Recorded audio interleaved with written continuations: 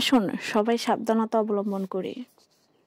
সুন্নতে খতনা করতে গিয়ে আরো একটি বাচ্চার প্রাণ গেল। এগুলোতে আসলে দায়বার কারা? এগুলো কি শুধু ডাক্তাররা দায়ী? আসলে না, আমরা কিছু গার্জিয়ান আছি, আমরা গার্জিয়ানরাও দায়ী। কেন আমরা শর্টকাট করতে গিয়ে একটা ইঞ্জেকশনের মাধ্যমে বাচ্চাকে ঘুম পাড়িয়ে কেন খতনা করাতে হবে? আগের মানুষরা কি খতনা করায় নেই? এগুলো থেকে বিরক্ত খাবেন। বাচ্চার একটু ব্যথা পাবে সেজন্য আপনারা ঘুম পাড়িয়ে দিচ্ছেন, এতে কি বাচ্চা হারাচ্ছেন? আমাদেরই লস হচ্ছে, ক্ষতিটা আমাদের হচ্ছে, ডাক্তারদের হচ্ছে না। শুধু ডাক্তার দোষ দিয়ে তো লাভ নেই, আমাদেরও কিছু দোষ আছে। আমরা বেশি মায়াবী দেখাতে যাই, বেশি দরদি দেখাতে যাই, যার কারণে এত সমস্যা হয়।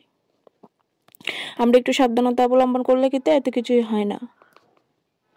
একটু কেয়ারফুলে থাকেন, বাচ্চাকে দেখে শুনে রাখুন, নিজের বাচ্চা নিজের কাছেই রাখুন।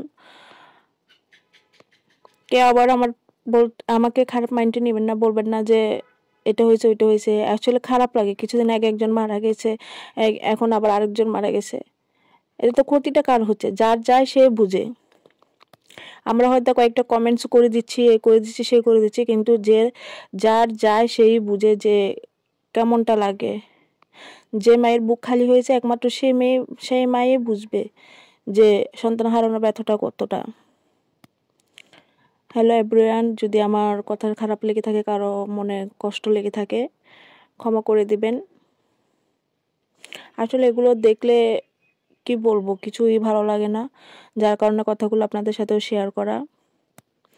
যদি ক্ষমা হয়ে থাকে, ভুল ত্রুটি হয়ে থাকে, অবশ্যই ক্ষমা দৃষ্টিতে দেখবেন। ধন্যবাদ সবাইকে।